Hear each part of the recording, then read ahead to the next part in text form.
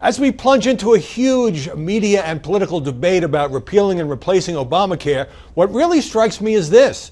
President Trump and the Republicans are playing on Barack Obama's turf. Now, how can that be? What I mean by that is that the things that they are debating, it does not completely throw the law out, as the House Republicans tried to do for about 6 straight years, when they knew there'd be no consequence to it. Now, this doesn't make it right or wrong, but even during the campaign, Donald Trump said there were certain things that he liked about Obamacare. He didn't want to get rid of the ban on pre-existing conditions where people couldn't get coverage if they already had a disease, or keeping kids, young people on their parents' policies until they were 26, or no cap by the insurance industry on lifetime benefits. So then the question became, could they come up with a plan, and this is going to be, the big legislative fight of the season, that would not only adhere more to sort of GOP free market principles, but to get enough votes from the conservative wing of the Republican Party, which would like to throw the whole thing out, which doesn't want to keep all the provisions. And so this is the way history works. If you go back to Ronald Reagan, he was a transformational president who changed what every president after him had to deal with. So when Bill Clinton comes along many years later and says the era of big government is over, and Bill Clinton signs a welfare reform bill working with Newt Gingrich's Republicans, he was playing on Reagan's turf. Same thing with LBJ. More than half a century now, passing Medicare and Medicaid. There's been lots of attempts to rein in the program, fix it, privatize it, you name it.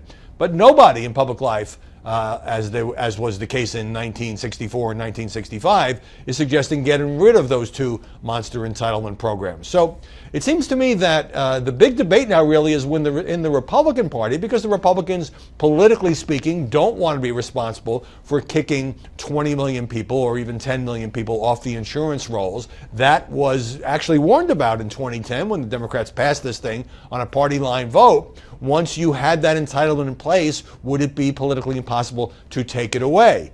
So, the Republicans certainly have a different approach with tax credits, with getting rid of the individual mandate and the employer mandate. Of the individual mandate would be replaced by kind of an unofficial mandate where if you go off the insurance and then you try to get it back, your premiums go up 30%. So, some of this gets down in the weeds, and it's going to be a good debate.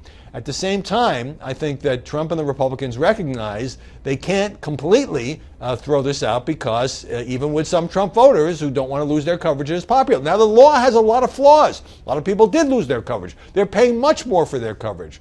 But trying to fix that while keeping the conservatives on board, without any Democratic votes, while adhering to the principles that the president has set out, that is difficult. And this is why governing is so much harder than campaigning.